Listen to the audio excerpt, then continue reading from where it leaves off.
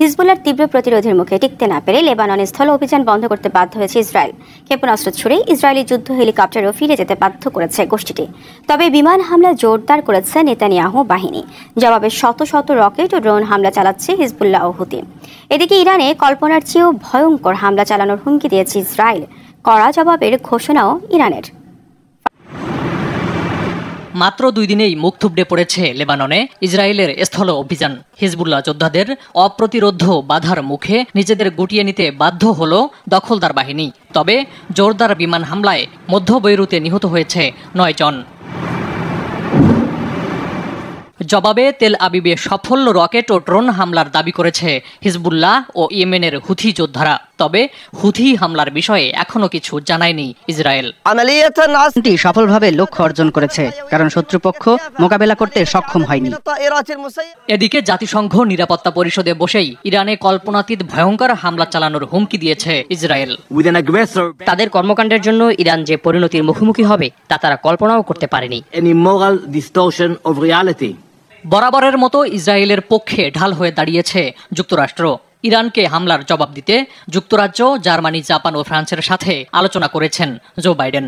ইরানের অগ্রহণযোগ্য আক্রমণ নিয়ে আলোচনা এবং নতুন নিষেধাজ্ঞা সহ এই আক্রমণের প্রতিক্রিয়া সমন্বয় করতে G7 নেতাদের সাথে একটি কলে যোগ দিয়েছি। কাতারের দোহায় সংবাদ সম্মেলনে ইসরায়েলকে আরও কড়া জবাব দেওয়ার হুঁশিয়ারি দিয়েছেন ইরানের প্রেসিডেন্ট। আমরা যুদ্ধ চাই না, ইসরায়েলি জবাব দিতে বাধ্য করছে।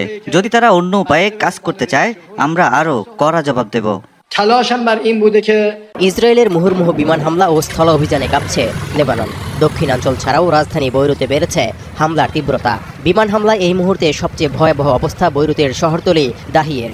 আগ্রাসনের মাত্রা যতই বাড়ছে ততই দীর্ঘ হচ্ছে হতাহতের তালিকা। এই মুহূর্তে হিজবুল্লাহ বিরোধী অভিযান আরও জোরালো করতে দক্ষিণের নাবাতি সহ আরও বেশ কয়েকটি শহর থেকে অন্তত 1 লাখ বাসিন্দাকে সরে যাওয়ার বিষয়ে সতর্কও করেছে দখলদাররা। যদিও গত 2 সপ্তাহে ইসরায়েলি বর্বরতায় বাড়িঘর ছাড়া হয়ে উদ্বাস্তু হয়েছেন 12 লাখের বেশি মানুষ।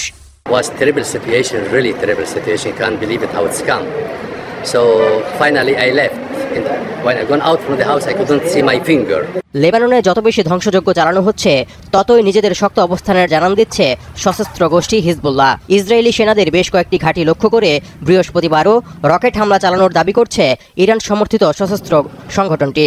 এর মধ্যে বুধবারের স্থল অভিযানে হিজবুল্লাহর হাতে প্রাণ গেছে অন্তত 8 ইসরায়েলি সেনার। তেল আবিবকে লক্ষ্যবস্তু করে ড্রোন হামলা চালানোর দাবি করছে ইয়েমেনের হুতিরাও। আগ্রাসন বন্ধ না করলে ইসরায়েলের বিরুদ্ধে আরও কঠোর হওয়ার হুঁশিয়ারিও দিয়েছে হুতি বিদ্রোহীরা। তবে চূড়ান্ত বিজয় অর্জনের আগ পর্যন্ত কিছুতেই অভিযান বন্ধ করবে না বলে সাফ জানিয়ে দিয়েছে ইসরায়েলও।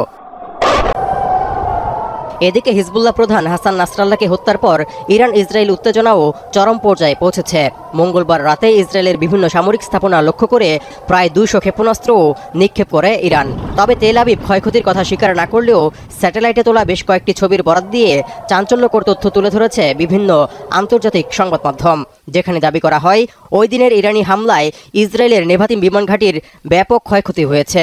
ধ্বংসস্তূপে পরিণত হয়েছে বিমান ঘাঁটির প্রধান রানওয়ে।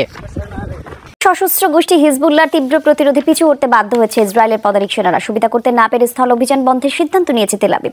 বৃহস্পতিবার এমন তথ্য জানিয়েছে আন্তর্জাতিক গণমাধ্যমগুলো। তবে লেবানন ভূখণ্ডে অব্যাহত রয়েছে ইসরায়েলি বিমান হামলা। তাণ্ডব চালানো হয়েছে সেন্ট্রাল বৈরুতে। এছাড়া বর্বরতা চলছে দক্ষিণাঞ্চলের বেশ কয়েকটি এলাকায়। দেশটির স্বাস্থ্য মন্ত্রণালয় জানায় গত 24 ঘন্টায় ইসরায়েলি হামলায় প্রাণ গেছে কমপক্ষে 46 জনের, আহত আরও 85 জন। তেল আবিবের হামলা পাল্টা জবাব দিয়েছে হিজবুল্লাহ।